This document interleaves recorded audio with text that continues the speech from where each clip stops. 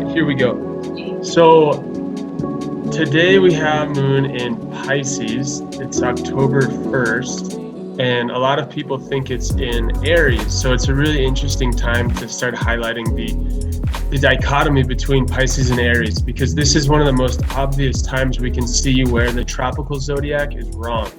Because in the tropical zodiac, which says that the sun goes into Aries on March 21st, and that's the system Western astrology is based off of for the most part, is astronomically inaccurate, and it's off by 23 degrees.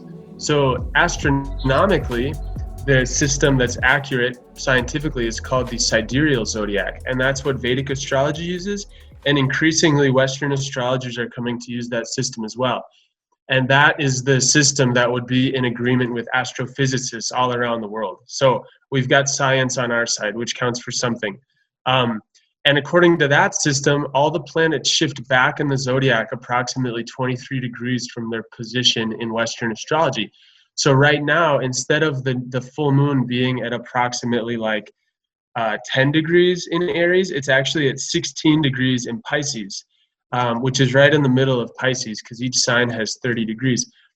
And so with Pisces, it's a water sign, and so the moon is really strong there, and the feminine energy is really strong and really expansive. It's a great time to go deep in dreams, into your emotions, into trying to connect more broadly to nature, and try to receive, feel what it's trying to tell you, because the moon is reflective, and it's reflecting the light of the sun, but it can also reflect the state of your psychology and emotions.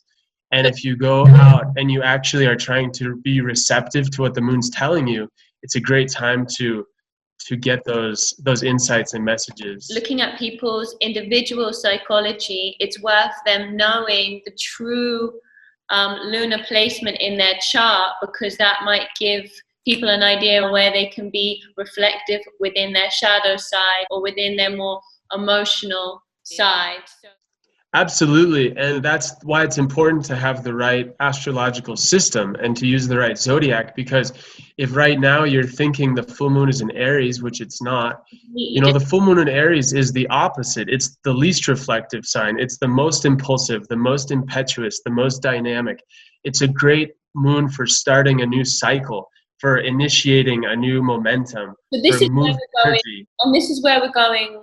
This is where there's a prime example of where we're completely off point within what's being shared on social media. And here we have the power of technology being the double-edged sword, because in one way it's enabling us to have this conversation, it's enabling us to communicate and connect at a much faster level, but in the same breath it can be destructive in the sense that the information being translated, if it's not correct, in this case astronomically, the psychology or the tones of each zodiac sign, is going to lead people off on a different path or a different understanding into what's going on within their emotional selves.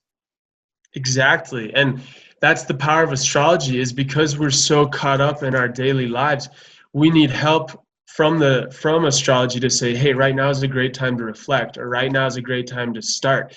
If we were Druids living in Wales 1,000 years ago, we would feel it. We wouldn't need an astrologer to say, wow, the moon's very still right now. We would feel it.